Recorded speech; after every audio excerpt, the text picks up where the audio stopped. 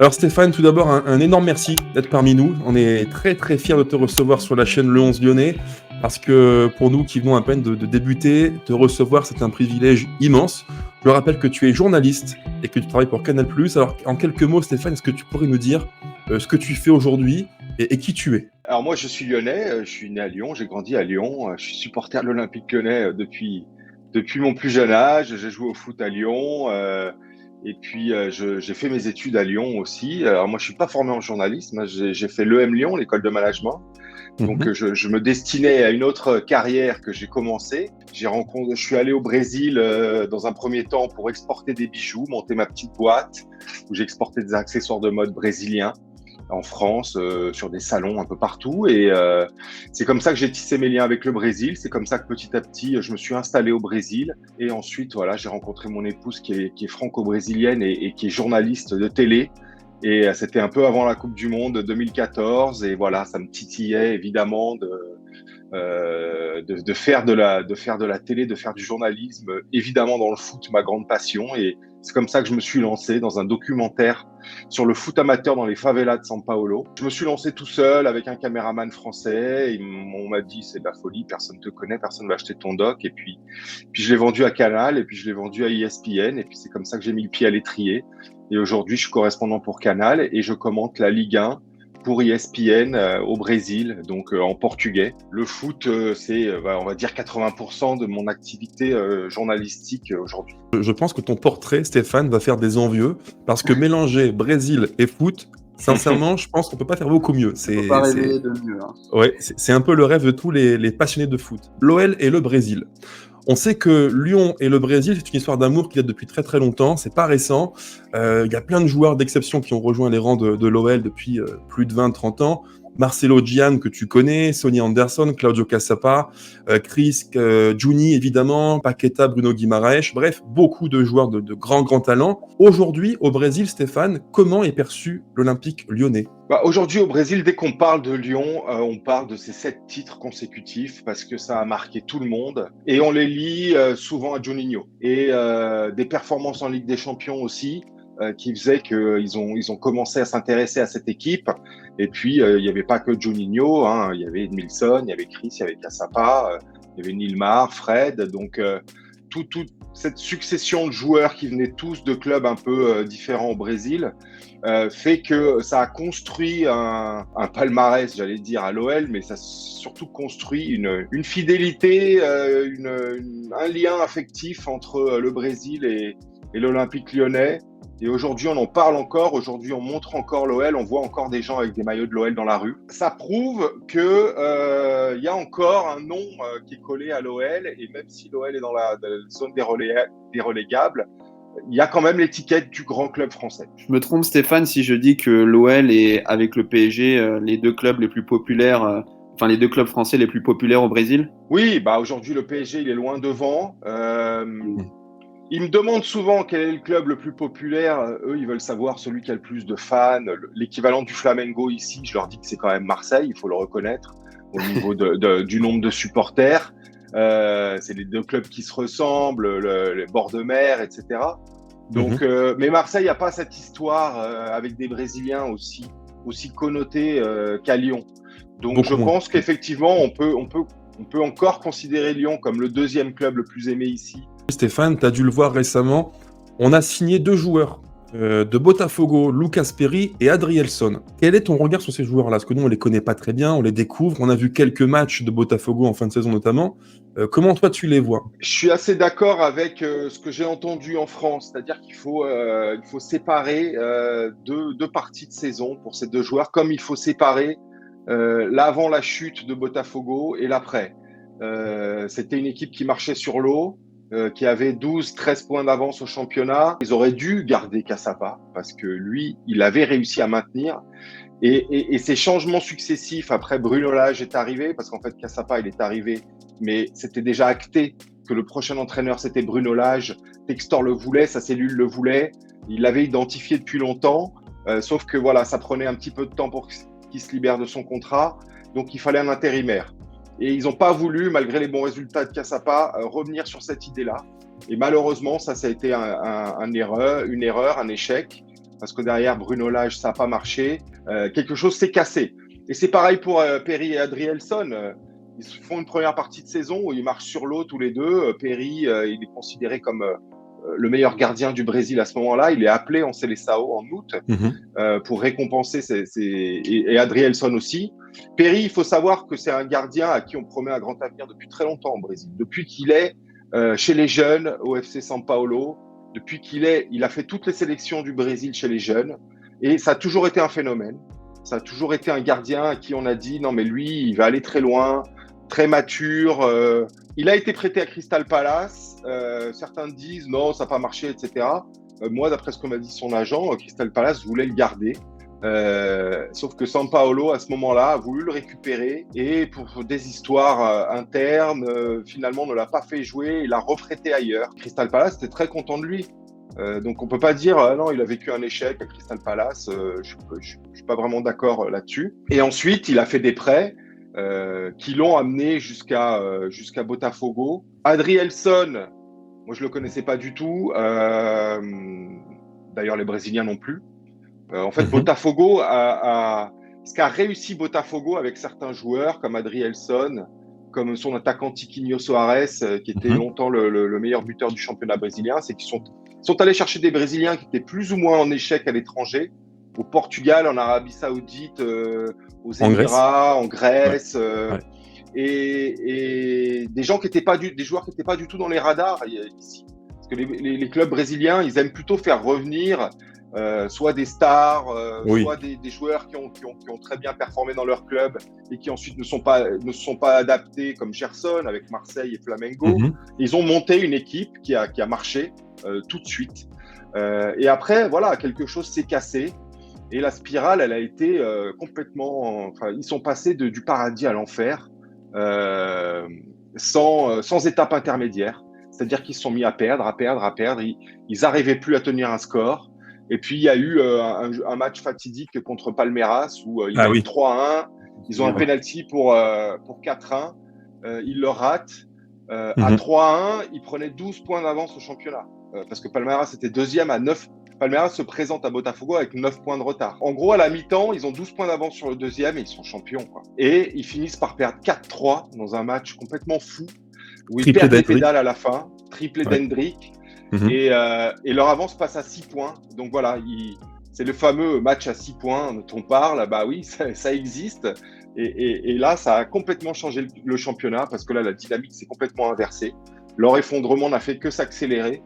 Et une équipe où on ne reconnaissait plus les joueurs. Donc moi, Adrielson, je le trouvais très très bon dans la première partie de saison. Et puis dans la deuxième partie de saison, je le trouvais comme son équipe, emprunté, pas serein, pas décisif dans ses interventions. Mais si on voit l'Adrielson de la première partie de saison, c'est un très très bon joueur. En tout cas, par rapport à ce que moi je vois en défense centrale à l'OL en ce moment, s'il joue à son vrai niveau, s'il a une bonne acclimatation, pour moi, il est au-dessus des 3 qui jouent en ce moment. Mais c'est un joueur qui a beaucoup de qualités, notamment la détente. Il a une détente phénoménale. Je crois qu'ils ont fait des tests. Il n'est pas très grand, il doit faire 1m83. Ils ont fait des tests dans le championnat brésilien. C'est celui qui avait la meilleure détente. Il était numéro 1 en détente. Donc, c'est quelqu'un qui, sur les ballons aériens, peut monter très, très haut. Il va très vite, il est très bon dans le 1 contre 1. Il va falloir regarder sa relance. Avant de jouer à Botafogo, il jouait dans des équipes qui avaient l'habitude de défendre. Donc, ce schéma de possession de balle, on va ressortir proprement, etc., c'était pas tellement son problème. Lui, on lui demandait en gros de récupérer le ballon, de casser les actions adverses. Donc, c'est quelque chose qu'il a commencé à travailler à Botafogo. Il y a encore du travail de ce côté-là. Perry, il a pâti voilà, il était le dernier rempart d'une équipe qui était en plein doute, qui se faisait transpercer de tous les côtés. Et il n'a pas réussi à lui seul à renverser cette vapeur. C'est aussi son problème à lui. Je ne vais pas lui dire qu'il n'a pas été bon parce que l'équipe n'a pas été bonne. Mais il a clairement baissé d'un cran. Mais je répète, depuis longtemps, c'est une grande promesse du foot brésilien. Et Textor avait des offres pour lui.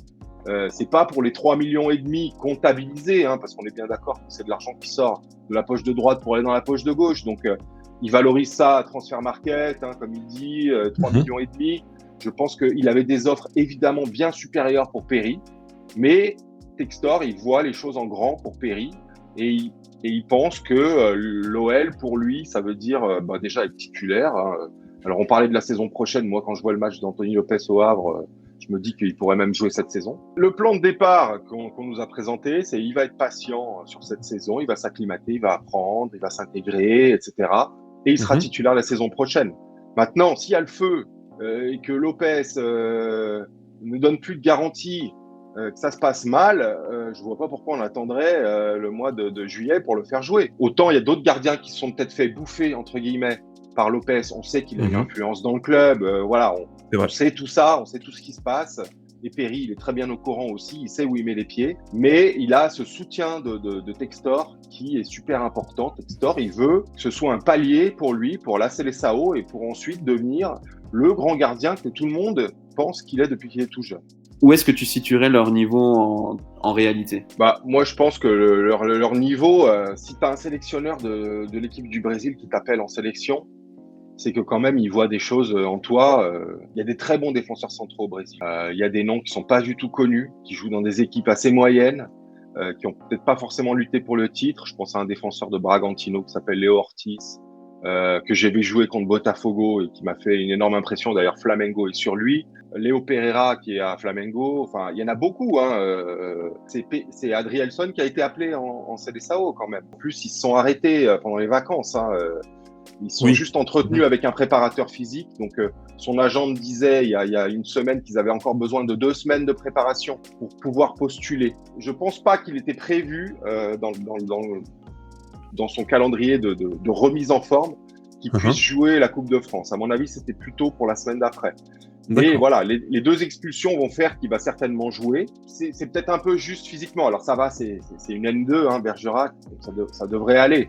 Mais il y a quand même ce paramètre à prendre en compte. Il n'a pas fait une vraie prépa et il a terminé sa saison mi-décembre. S'il y a le feu, comment ne pas essayer Perry ? Textor, il regarde tous les matchs, il est au courant de tout. Il a un avis sur tous les joueurs, c'est ce que me disait Juninho. Il me disait quand j'ai parlé avec lui, j'étais agréablement surpris. Il connaît parfaitement l'effectif et il connaît le foot. Il est capable il me disait, il a été capable de me parler de chaque joueur, pratiquement de l'effectif, en ayant un avis très clair et très juste sur les joueurs, leurs qualités, leurs défauts. Et ça, c'est le gros point positif dont m'a parlé Juninho en me parlant de Textor. Donc, Textor, il voit ce qui se passe avec Lopez et s'il passe un coup de fil en disant qu'il veut que Perry joue, je vois mal Pierre Sage commencer à s'opposer aux volontés présidentielles. Stéphane, tu me tends une perche immense et je suis quasiment sûr que tous ceux qui nous écoutent vont attendre ce moment avec impatience. Tu évoques un certain Juninho. Je sais que tu le connais bien, que tu échanges fréquemment avec lui. Une partie de la presse française a évoqué il y a maintenant quasiment 2 mois son retour à l'OL et John Textor lui-même avait dit qu'il allait revenir au sein de Deagle pour aider la structure multiclub. On est, à l'heure où je te parle, mi-janvier, on n'a aucun son, aucune image de Juni. Qu'en est-il ? Est-ce qu'il va revenir ? Moi, je pense que les journalistes qui ont écrit se sont vraiment précipités, notamment Vincent Duluc. Après... c'est peut-être dû à des relations aussi que Duluc a ou n'a pas avec Juninho. C'est précipité. Il a acté quelque chose qui n'était pas acté.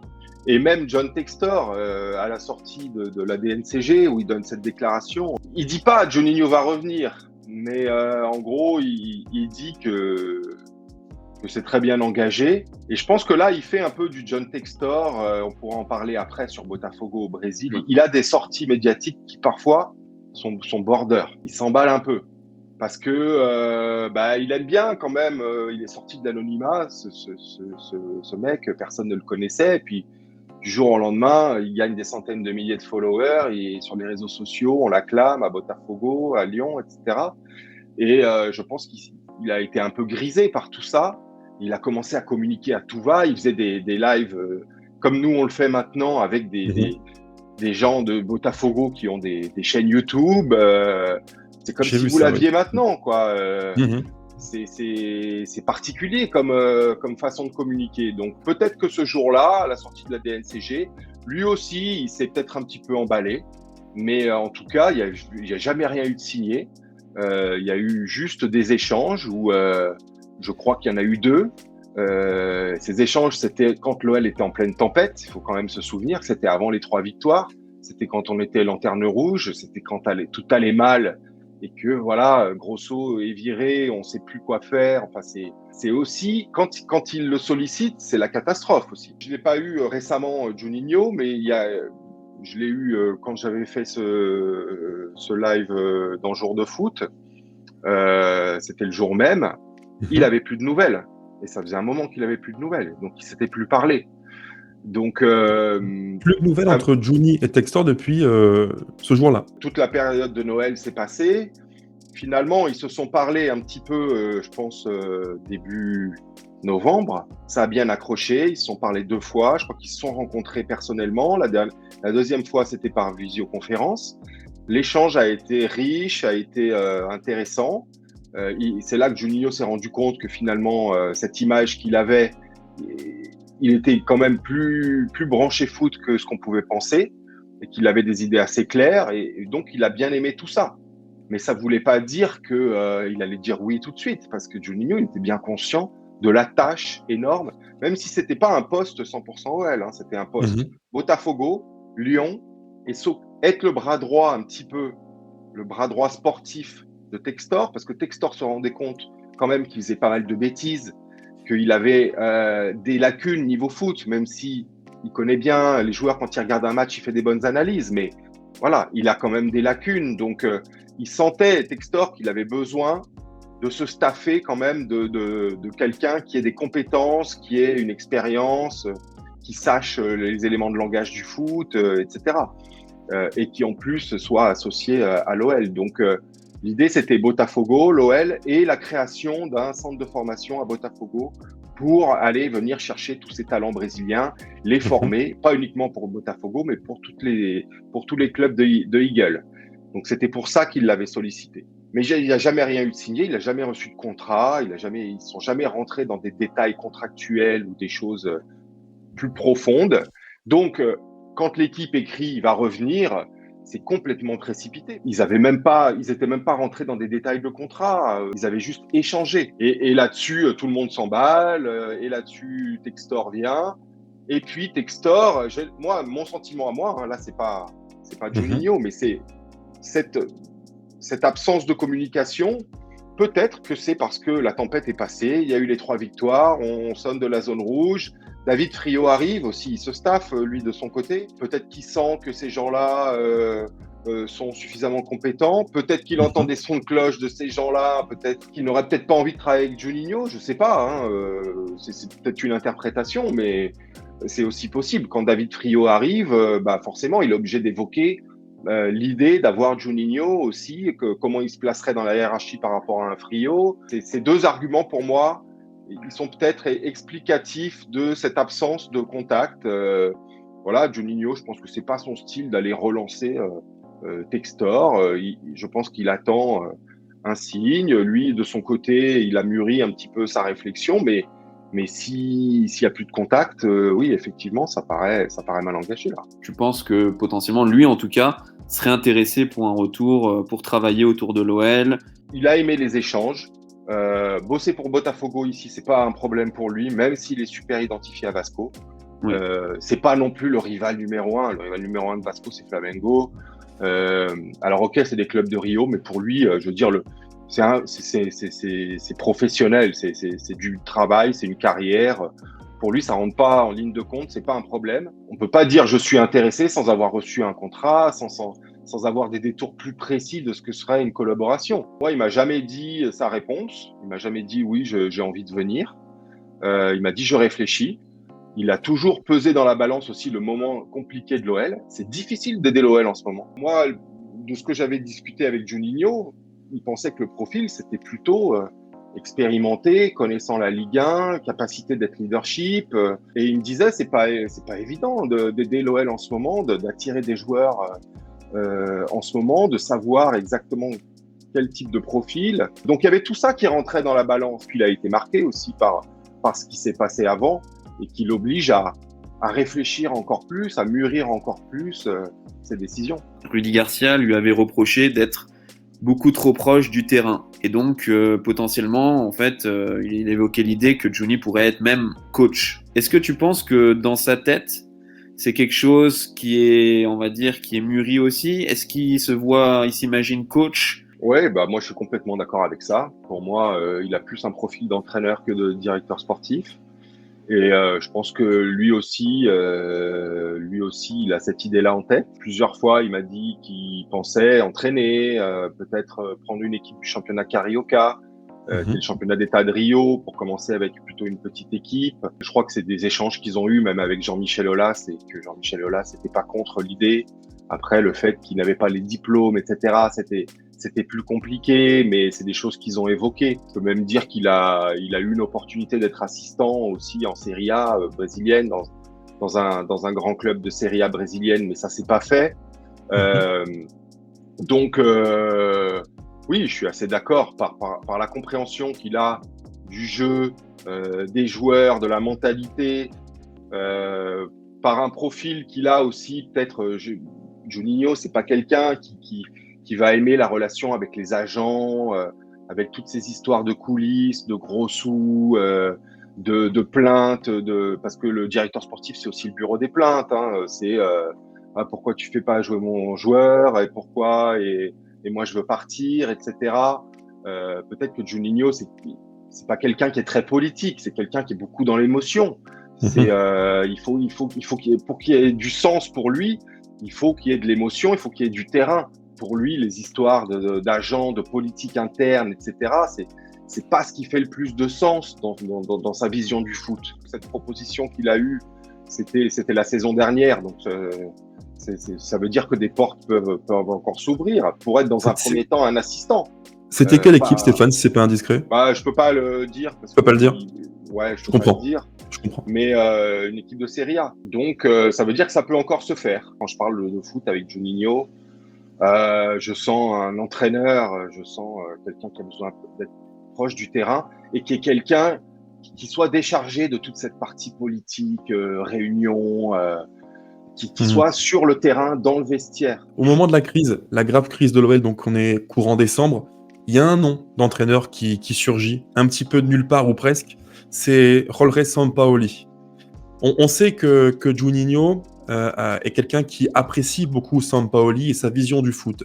Est-ce que tu penses que cette rumeur vient de Juni ou pas? C'est un nom qui aurait eu du sens, mais comme d'autres aussi, même comme des entraîneurs français, peut-être habitués à sauver des clubs de la descente, ou des mecs à poigne comme Sampaoli ou comme Tudor. Je pense que c'est des noms qui pourraient lui plaire, oui. Stéphane, on aurait aimé t'interroger sur la perception qu'ont les Brésiliens de John Textor et du multiclubisme.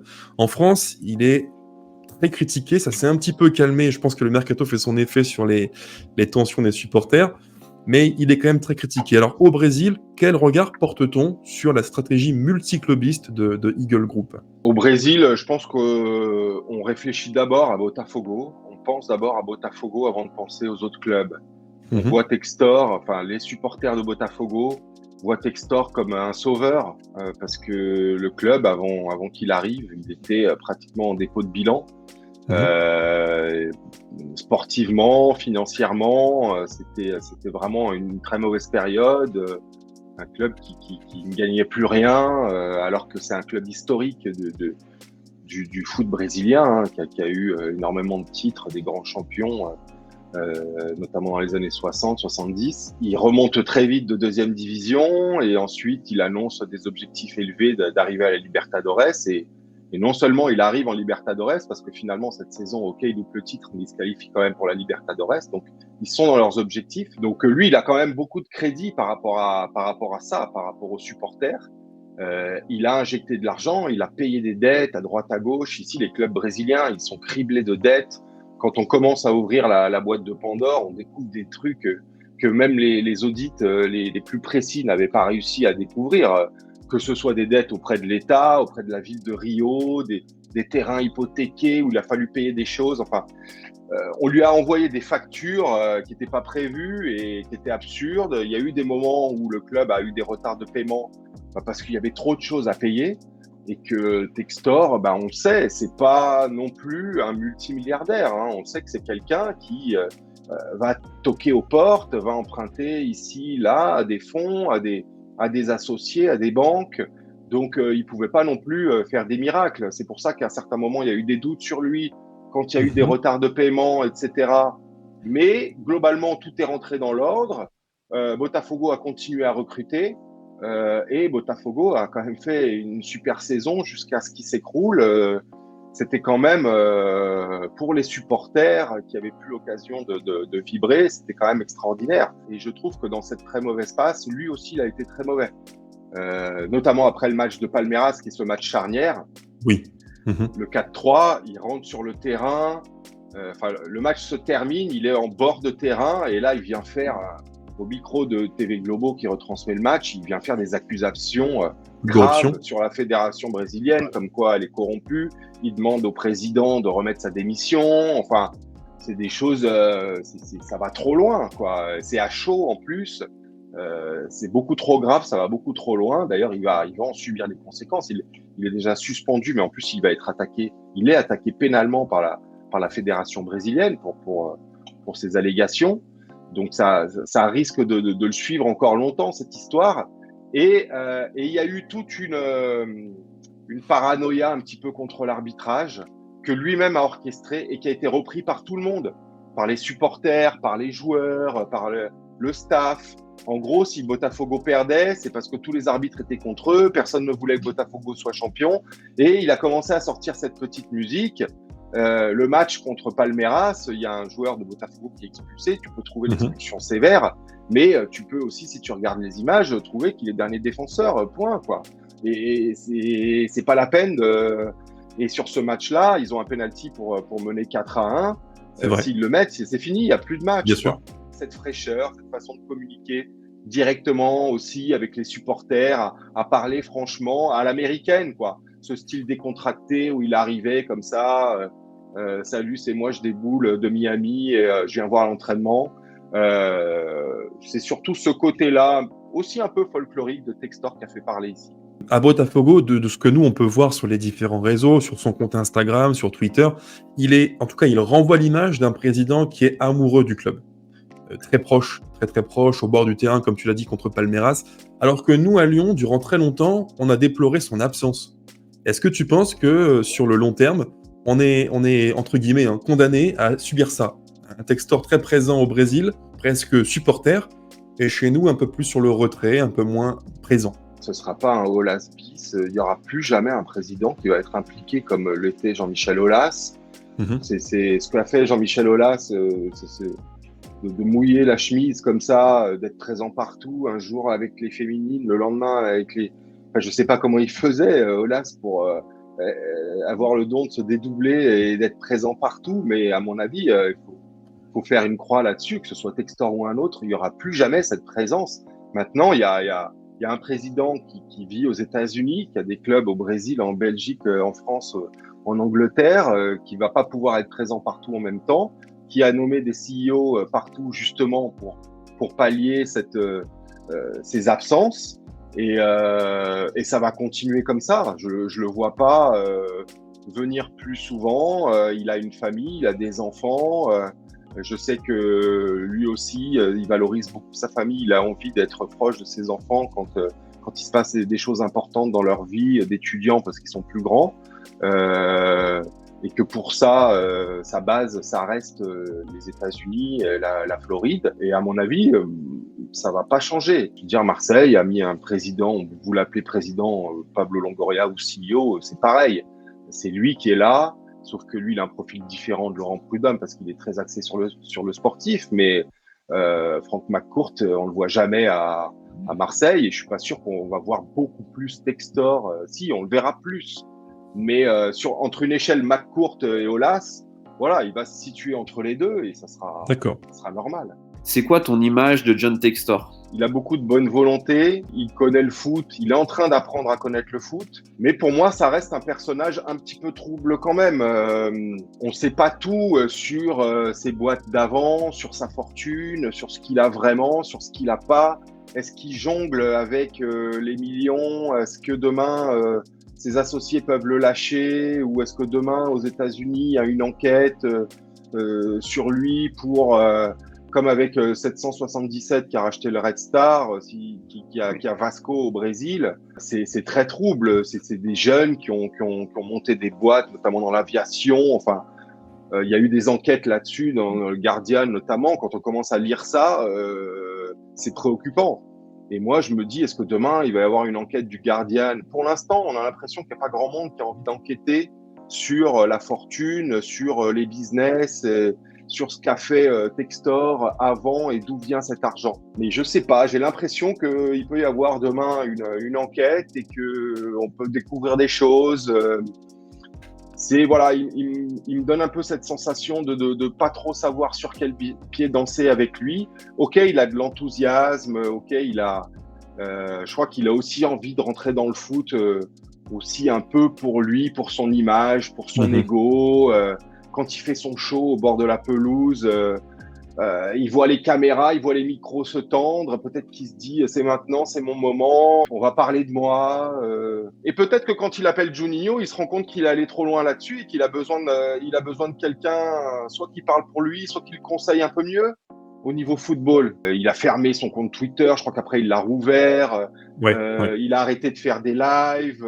Bref, il s'est quand même rendu compte qu'il y avait des choses qui allaient pas dans sa façon de faire, et s'il arrive à écouter, s'il arrive à être bien conseillé, à corriger ses erreurs et avoir une posture peut-être un peu plus rigoureuse, j'ai envie de dire, peut-être qu'il me rassurera un peu plus. Pour l'instant, je suis quand même un peu dans le doute, quoi. La presse économique européenne évoque le fait que John Textor pourrait soit vendre une partie des actions de Crystal Palace pour partir, ou en acheter plus.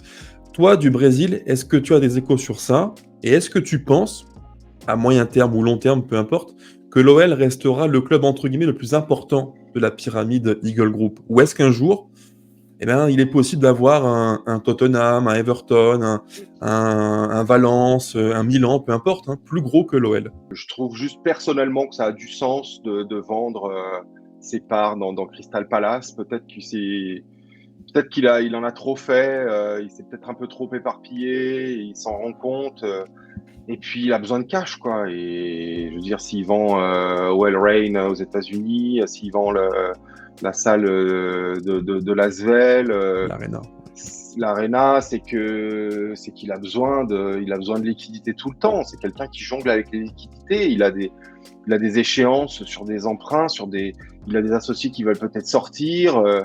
Et je pense que son boulot au quotidien, c'est peut-être pour ça qu'on le voit pas autant à Lyon. Et je pense qu'aujourd'hui, l'investissement qu'il a fait à Lyon, il est sans commune mesure avec celui qu'il a fait dans les autres clubs. Après, c'est un avis personnel. Avant d'aller chercher plus haut, il faut déjà pérenniser et être sûr que ce que tu as acheté, c'est pas déjà trop gros pour toi, parce que c'est quand même un peu la sensation qu'on a, c'est qu'il a acheté un jouet qui est un petit peu trop gros pour son portefeuille. Donc ce serait alors là complètement étonnant d'aller le voir aller chercher encore plus haut. Là, ça nous dirait d'une certaine mégalomanie du personnage qui serait vraiment inquiétant. Il avait une relation très proche, très forte avec les supporters de Botafogo. Est-ce que la fin de saison de Botafogo a un peu, on va dire, entaché ça? Ouais, forcément un peu. Les supporters n'ont pas compris comment on pouvait passer comme ça d'un titre, d'un trophée qu'on avait une main et demie dessus et de le laisser échapper. Maintenant, une fois l'émotion passée, je pense qu'ils font quand même le bilan. Ils se disent on est en Libertadores. Pour nous, il y a 2 saisons, on était en série B. Peut-être qu'à la limite, le titre se serait arrivé presque trop vite, trop beau pour arriver à ce moment-là. Je sais pas, les planètes n'auraient pas pu s'aligner aussi bien. Il fallait qu'il y ait quelque chose qui se passe. Donc oui, sur le moment, mais ils ont fait front quand même beaucoup avec lui, parce qu'ils ont complètement épousé cette paranoïa. C'était eux les premiers parano. C'était eux pratiquement qui poussaient Textor à aller dire ces choses-là auprès de l'arbitre. Sur les réseaux sociaux, c'était un déchaînement, c'était un manque de lucidité énorme. C'était si on perd, c'est regardez, on s'est encore fait voler. Ils faisaient des montages sur les réseaux sociaux. C'était la première réaction à une défaite de Botafogo, c'était toujours ça. C'est la faute de l'arbitre. Il fallait vraiment que le match soit complètement, je veux dire, clean au niveau de l'arbitrage et que la défaite soit 100% méritée pour qu'ils puissent la reconnaître. Mais dès qu'il y avait un petit doute, on défendait cette thèse-là d'être seul contre tout l'arbitrage, contre tous les autres clubs, et on veut pas que Botafogo soit champion. Et au Brésil, c'est assez fort. Et je pense que Textor, finalement, il a été solidaire avec eux, même plus que ça. Donc, ça n'a pas écorné son image. C'était un moment pour nous privilégié de t'avoir sur le 11 lyonnais. Donc, pour tout ça, un énorme merci. Et je pense que nos abonnés vont apprécier le contenu. Et d'ailleurs, j'y pense, pour un tel contenu de qualité, mettez les pouces, abonnez-vous et partagez et activez la cloche. C'est très, très important. Quand on reçoit Stéphane Darmani chez nous, je pense que ça mérite au moins ça. Merci beaucoup, Stéphane. Merci à vous deux. Bonne Merci. chance pour la chaîne YouTube et puis pour l'OL surtout.